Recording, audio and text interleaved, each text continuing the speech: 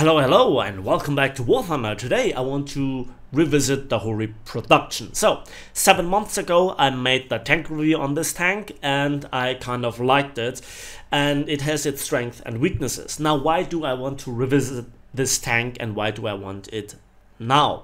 Well, first of all, I already revisited a lot of casemate tank destroyer designs throughout all the nations. Let me bring you up to speed with the T95. Pun intended, for the Americans, which got a lot of buffs.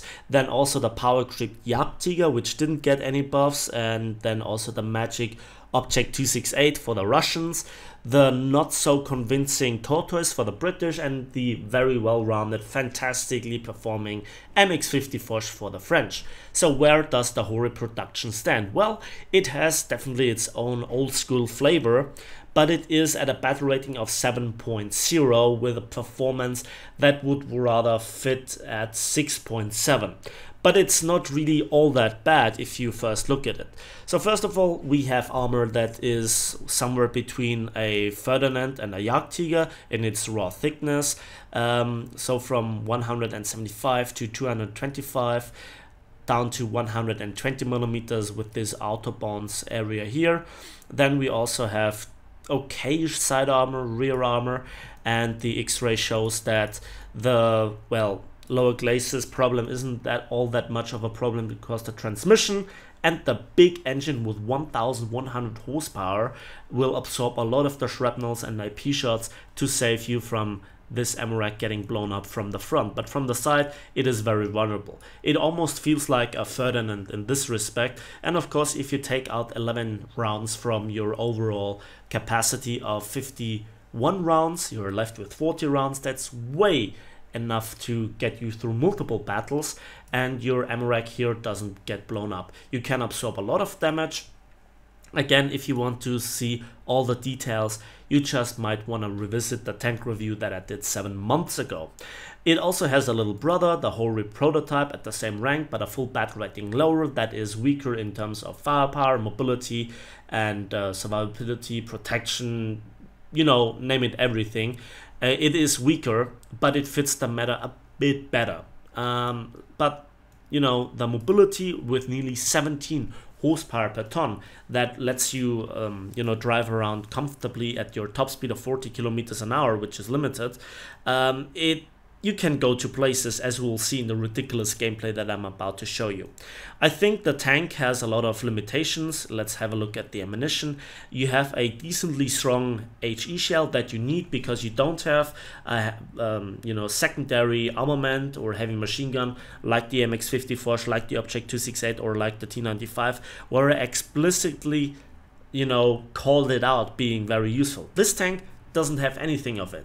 It doesn't have a stabilizer, it doesn't have a heat, it doesn't have heat FS, APDS, APFSDS, or even a solid shot. It just has the HE shell and the Type 2 APHE round. And that's not an APCBC round or APHE BC round like for the Russians or the Germans.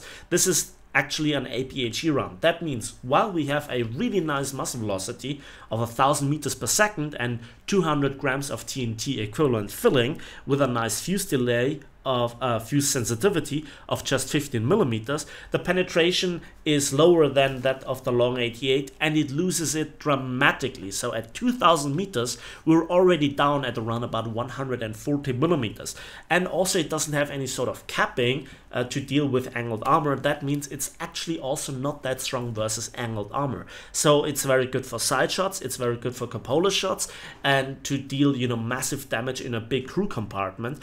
But in head-on fights, it very often lacks the firepower and the versatility in the shell selection.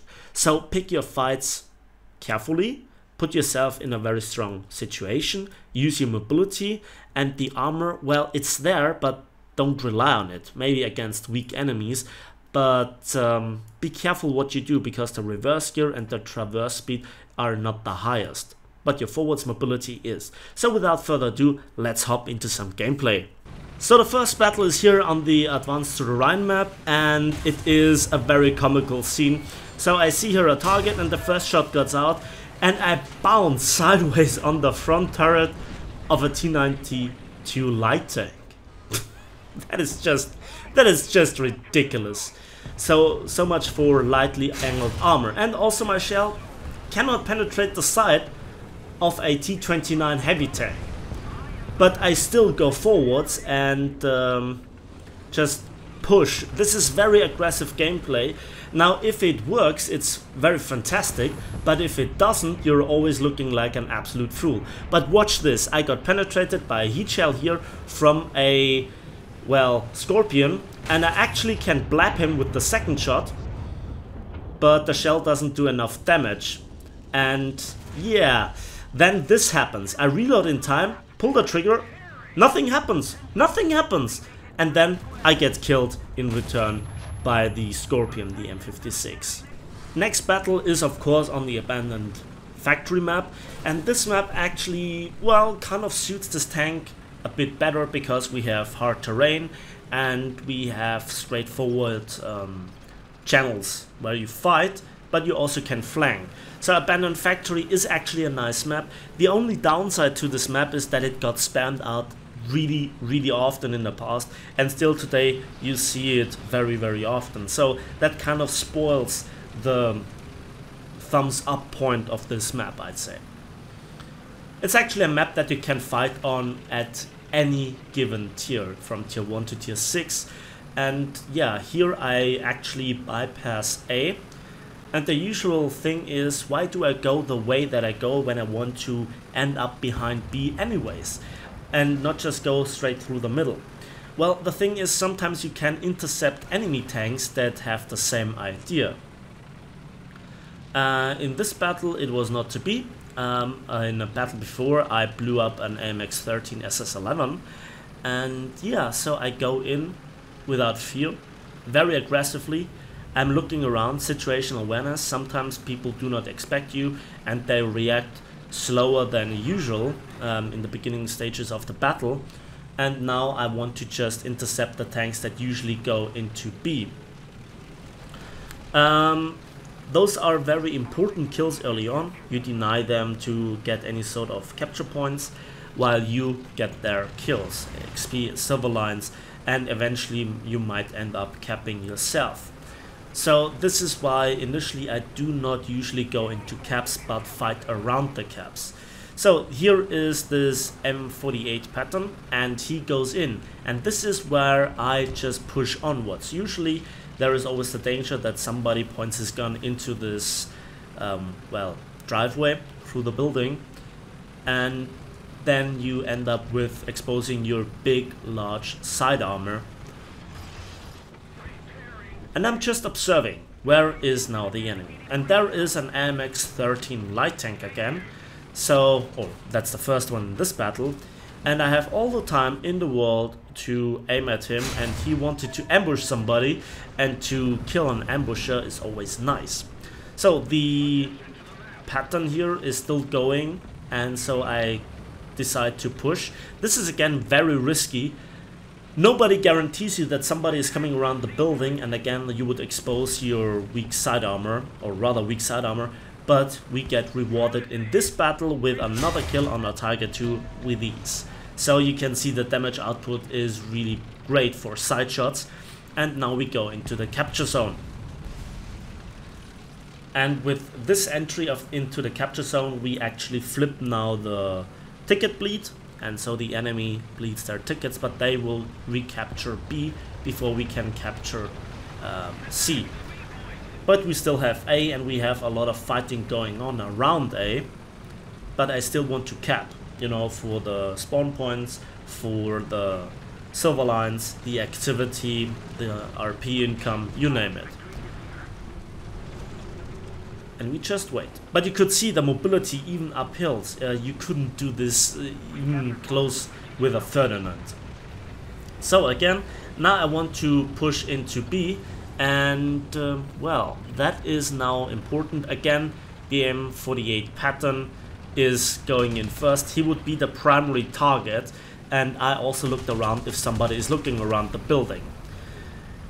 And then I fearlessly go into B.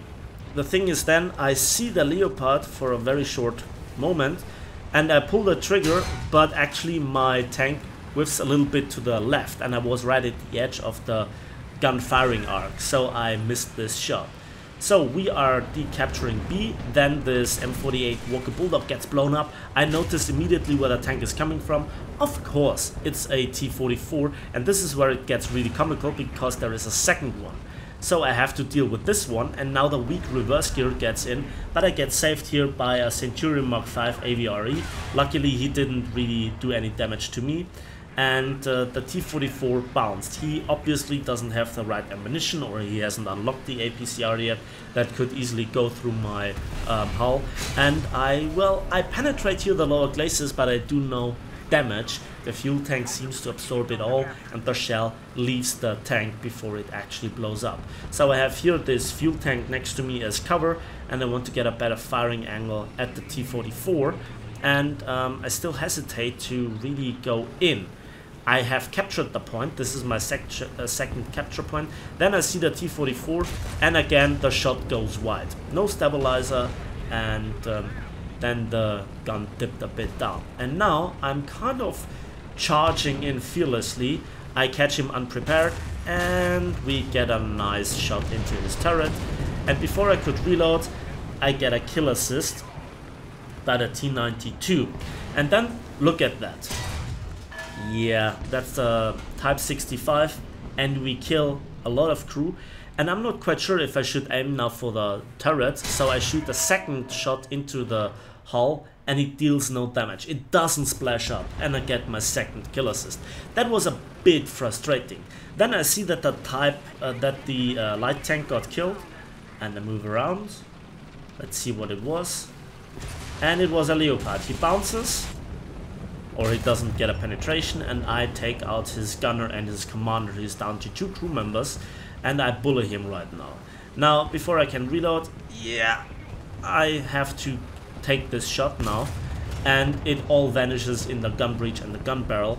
So he still could surround me and just run away, but not so fast, sunshine. And the weak side armor of the turret makes it easy for even this APHE shell to penetrate, and we get another kill. So you can see the tank has the mobility and even a little bit of the maneuverability, good enough armor versus weak tanks such as a T-44 or a Leopard. Oh man, many people will get triggered now, but I digress. So we have all 3 capture zones, we really have bullied the enemy team, and now it's time to farm some other kills. So where do you go now? Is it immediately spawn camping? Well, the question is, what is left to do? I want to win the game. I want to get as many kills as possible, and we have all the capture points. We are in full control of the map. The enemy just, well, it already has lost. There is no way that they can come back. They have maybe 1 or 2 aircraft in the air, limiting the firepower on the ground even more. They are boxed in, they are surrounded, and at this point they should give up. But of course they don't, so they actually make the match lasting longer for no benefit for both teams. Well, a few more kills, but that's about it. So yeah, I'm going in aggressively as well. Again, I have here the problem that I might expose the big side armor of this tank, and that's a Coelian, right? So I fire 1 shot blind into that direction, then I reposition behind the building so that I am at least somewhat safe from tanks that come around this spawn. I'm spotted on the minimap because I can see, you know, the red circle on the ground. I adjust my aim, and there we blow him up with an ammunition detonation. So that is not that common on a Coelian, just saying. Then this BTR 152 was coming out. He was really trying to flank, tried to make a run for it, but he got stuck in the fence, and I actually made it hull break with hitting the transmission, I guess. So far, so good. So, to be honest, now I have the problem that there is no way out of here again. And then I wait for this Tiger 2, and I shoot just a split second too early, and the gun mantle of the Tiger 2 absorbs it. So I actually hit that one part of the turret that you shouldn't hit on a Tiger 2. So he can actually shoot through my armor, and so with slight angling I might bounce it. I have no way of hitting him here, so I use here the edge of the building to make myself a rather slim target. Then I aim through the block and we detonate him. Yeah, the glorious ready racks in the back of the Tiger 2 that Gaijin implemented now with this patch. Oh boy, oh boy, oh boy, oh boy. So a few minutes later, 6 kills, 2 capture zones, we get the Survivor Award, and let's have a quick look at the results. So 61,000 silver lines and 4,688 modification research points, reduced vehicle research point income due to researching a tier 6 with a tier 4 tank. Second in team with nearly 2,700 score points. That was a nice battle, but that was actually not that spectacular. Let's have a look at another battle. So here we are on the Tunisia map, and I want to go into the city part, and I want to knife fight a little bit. Now, this is not the very biggest strength of the tank. When you are, when the enemy know that you are there. But if they don't know where you are, you still can make it. And this battle was really, really spicy. So let's see how it goes. As you can see, I'm storming forwards ahead of my team and I'm approaching 40 kilometers an hour. Again, the tank feels like it could do more, not just downhill, but on a straight line. On big maps like a Kursk or a Fulda map, it very often feels like the tank could just do more if it wouldn't be limited. But I rather have a high horsepower to ton ratio than a very high theoretical speed that I never reach. And this is a problem for the Leopard and some other tanks with high horsepower to ton ratio that have no armor, where they have not the biggest mobility advantage compared to their opposition that have guns that can easily deal with them and also armor to, well, absorb a lot of the damage output from their stock guns. So here I'm going aggressively in and I'm preparing an ambush, and I'm just looking where I am precisely, and we have captured the point. Good. Now it is time to wait for the inevitable counterattack of the enemy, and we just have to be patient. Despite the tank being good, if you play any sort of tank extremely stupidly, you'll get killed. If you play to its weaknesses, if you play it in such a way that you avoid the weaknesses and you maximize the strength, you can get much more out of any tank. That's a generalization. Of course, there are some exceptions in both directions, but I digress. So I knocked down this part of the fence and I knocked down this door. And this is very annoying that now the rubble is on my tank, slows me down even further. But I need to make sure that my side armor is protected. This Tiger 2 comes around and I got the shell off first. And again, a very, very nice satisfying kill with a lot of damage output on this Tiger 2. And again, I'm in a very nice position. The enemy, well, is very likely to come through this alleyway. Let's see how it actually goes. And again, we have to wait. We have to ambush. This is frontline capping. Nobody can criticize me here for holding the point, for not overextending. And hello there. And this is the Jagdtiger, and now he saw me. And that was very nice that he didn't shoot through the building.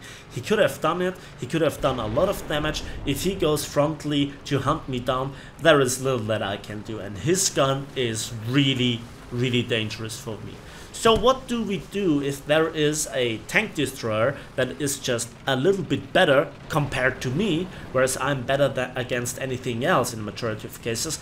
Well, we try to flank him, and we go through here this undamaged part of the map. We reverse a little bit so that there is not that much rubble on my tank. Advanced Gaijin physics slow me down even more. I really despise this, but I digress. So, and who's there? Hello! Yeah, all that frontal armor, and he still gets killed with a nice side shot. So this is kind of how you should play the tank. Go after the tanks that you can go after, use your mobility, and what is that? Look at those tracks on the road. The track signs. No tank came through there. So what do? We are playing detective. We are investigating. And where do the tracks go? There they go.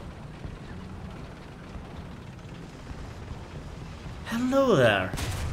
Oh, that... Wow, that was mean. But the next thing is really hilarious. T-44-100, he spots me not at all, and that's an ace. Fighting around the capture zone. Being active. Even laying an ambush can be an active situation if you know that somebody is coming through, if you observe your surrounding. This is the key aspect of playing certain tanks. This tank has mobility, it has armor, and it has a very strong alpha strike gun. So if you penetrate the enemy, you do a lot of damage. So every tank that I shot so far was a one shot. Again, let's recap it. I actually, I actually avoided the head-on fight against any sort of tank. I had the side shots versus heavy tanks, versus heavy tank destroyers, versus light tanks, versus medium tanks. So far, I didn't receive a single shot. So all the armor is actually meaningless. But also the armor on the Jagdtiger was meaningless. Was the Jagdtiger playing wrong? Well, I caught him off guard. But actually, what could he have done? Because he was outmaneuvered, there were many tanks that he had to take care of, and he has to point his gun into the direction of the biggest threat. Speaking of biggest threat, there was just a glimpse of this Ferdinand, and then, watch this, he's slightly angled, and that's enough for the shell to ricochet. So that is, again, an APHE round. I'm quite sure with an APHE BC round or even an AP CBC round, I would have penned that. The penetration was good enough, I'd say, versus 80mm of armor. Let's see how it works against this Panther F. Yeah, it works. 6 kills, just like that. You know, to be honest, after that, nothing more happens. The enemy teams just field a few more SPAs. So again, let's hop into the result screens. So, and again, 1 capture zone and 6 kills, survivor medal, but the score point is much lower. So let's see how it goes. Just 41,000 silver lions and 3,700 modification research points and under 2,000 for vehicle research. But it still was a nice battle, and I still had the highest points with 1,619 score points. To be honest, I like this tank. It's fantastic, and I would not miss it in the Japanese tech tree. But it is also down to your own skill. But at least the tank offers you many more things compared to a Jagdtiger or a Ferdinand in terms of mobility to actually bring your gun into the position where it's the most useful. That's it for me today. Thanks for watching, thanks for listening. Now let me know how much you enjoyed this kind of revisiting of casemate tank destroyers, and if I should do this with another series, vote down in the comment section for either a heavy tank, light tank, or medium tanks throughout the various different nations. Let me know the battle rating range and also the tier, something like this. Let me know in the comment section. So don't forget to give this video a like if you did, subscribe if you want to see more, and we'll see each other in the skies and on the battlefields of War Thunder.